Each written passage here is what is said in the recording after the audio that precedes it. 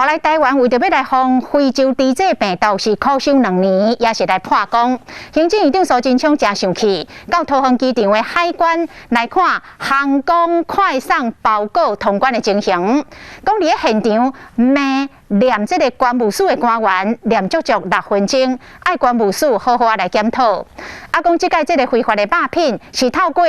并带夹藏的方式来入境，就是甲细包装的货物包包甜甜的捆做一大包的大货包，像这种的要查验就较困难，互业者来弄着空胖咯。虽然财政部早就来推行着报关实名制的制度，但是一来这个报关行可能会报假资料，二来嘛无可能一件一件货品一一来查核，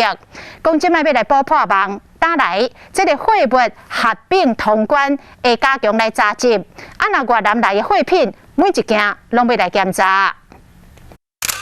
几啊块火腿烟肠看起来真平凡的肉制品，一件竟然有非洲猪瘟。这自越南来的肉品到底是安怎突破国门的防线？这个肉品有可能是透过业藏的方式入境，因为无同的进口人会使有几十到几百件货品。只要用到遐搬厝细袋啊业藏的包装方式，伫大量货物当中放细袋啊违禁品，电工查验或者是海关检就可能会漏交。那也特别没有再去针对这个问题去加强，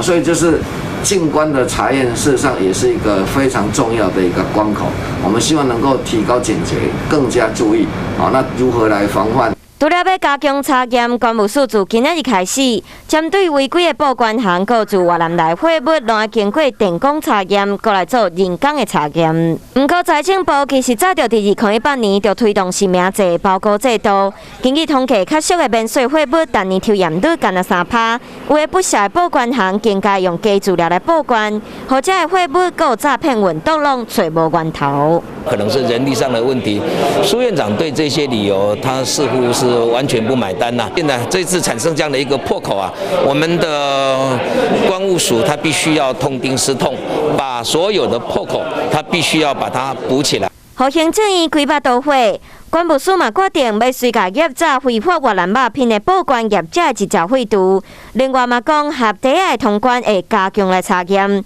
另外报关制度的检讨，为着过来跳务业的安全，凡事嘛应该爱做出改变。